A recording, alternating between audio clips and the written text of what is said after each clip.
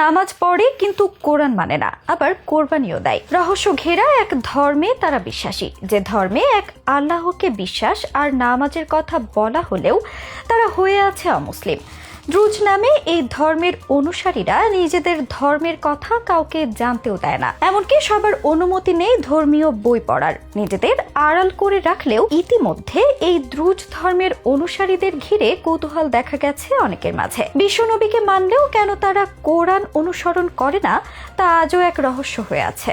বর্তমান পৃথিবীতে আনুমানিক 10,000 স্বতন্ত্র ধর্ম রয়েছে। প্রধান কয়েকটি ধর্ম ছাড়া বেশিরভাগ ধর্ম সম্পর্কে আমাদের তেমন কোনো ধারণা নেই। এমনই এক অজানা ধর্মের নাম দ্রুজ। দ্রুজ ধর্ম পালন করে মূলত শোয়াইব আলাইহিস সালামের অনুসারীরা। শোয়াইব আলাইহিস সালামকে আল্লাহ মাদাইনে নবী করে পাঠিয়েছিলেন। তখন মাদাইনের মানুষ আল্লাহকে ভুলে গিয়ে গাছপালার পূজা করত। তারা ওজনে কম দিয়ে মানুষের হক নষ্ট করত এবং ব্যাপক হারে নিত্যপণ্য মজুত করে রাখত। আন্তর্জাতিক বাণিজ্যের গুরুত্বপূর্ণ রাজপথের ওপর বসতি হওয়ার সুযোগ নিয়ে তারা ব্যাপক আকারে ডাকাতি ও রাহাজানিতে লিপ্ত হয়েছিল। শহরের পাশ দিয়ে ব্যবসায়িক কাফেলা যাওয়ার সময় তারা তাদের মালামাল লুট করে নিত এবং ব্যবসায়ীদের হত্যা করত। এসব পাপে তারা এমন ভাবে জড়িয়ে যায় যে তারা কখনো মনে করত না এসব অত্যন্ত গর্হিত কাজ, বরং তারা সেসব কাজ করে গর্ববোধ করত। শোয়েব আলাইহিস সালাম মাদাইনবাসীকে এক আল্লাহর উপর ঈমান আনতে আহ্বান করেন এবং এসব পাপ কাজ থেকে বিরত থাকতে বলেন। অল্প কিছু মানুষজন তার আহ্বানে সাড়া দেয়, বাকিরা পূর্বের ন্যায় তাদের পাপ কাজ চালিয়ে যেতে থাকে। তখন তাদের উপর আল্লাহর গজব আসে। বিকট এক শব্দে সমগ্র মাদাইনবাসী মাটিতে লুটিয়ে পড়ে এবং মারা যায়। শোয়েব আলাইহিস সালাম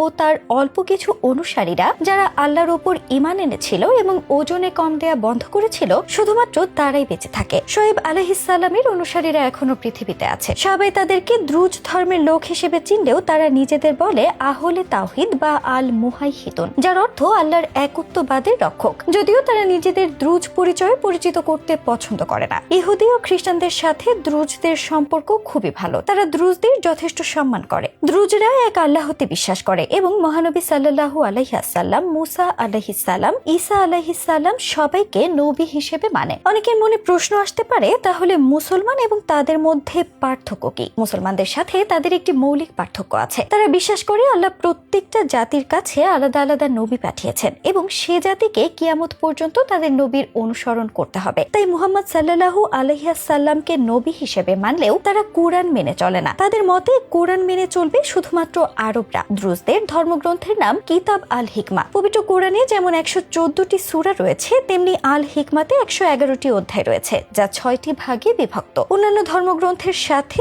দ্রুজদের ধর্মগ্রন্থের মিল পাওয়া যায়। কিছু অংশ পড়লে কোরআনের মতো মনে হবে, বাইবেলের মতো কিছু অংশ তাওরাত, এমনকি কিছু অধ্যায় পড়লে মনে হবে হিন্দুদের বেদ থেকে নেওয়া। দ্রুজদের দুইটি প্রধান ধর্মীয় উৎসব রয়েছে। প্রতি বছর জিলহজ মাসের 1 থেকে 10 তারিখ পর্যন্ত তারা একটি উৎসব পালন করে এবং 10 তারিখ পশু কোরবানির মাধ্যমে তা শেষ হয়, যা অনেকটা ঈদুল আজহার মতো। এবং প্রতি বছর 24শে এপ্রিল তারা হযরত শোয়াইব আলাইহিস সালামের কবর জিয়ারতে যায়, যা ইসরায়েলের তিবেরিয়াস অঞ্চলে অবস্থিত। দ্রুজরা নিভৃত জীবন যাপন করে। তারা ধর্ম প্রচার করে না এবং নিজেদের ধর্ম সম্পর্কে বাইরের কাউকে জানাতেও চায় না। এমনকি তাদের সম্প্রদায়ের সবাই ধর্মগ্রন্থ পড়ার অধিকারও রাখে না। শুধুমাত্র আকিল বা ধর্মগুরুরা ধর্মগ্রন্থ পড়তে পারে, আর সাধারণ অনুসারীরা, যাদের বলা হয় জুহাল বা অজ্ঞ, তারা ধর্মগ্রন্থ পড়তে পারে না। তাদের কর্তব্য হলো গুরু নির্দেশ মেনে চলা ও বিশ্বাস করা। বিশ্বব্যাপী আজ দ্রুজ সম্প্রদায়ের অনুসারীর সংখ্যা আনুমানিক 8 লাখ থেকে 11 লাখের মধ্যে। তাদের প্রধান বসবাসের স্থানগুলো হচ্ছে সিরিয়া, লেবানন,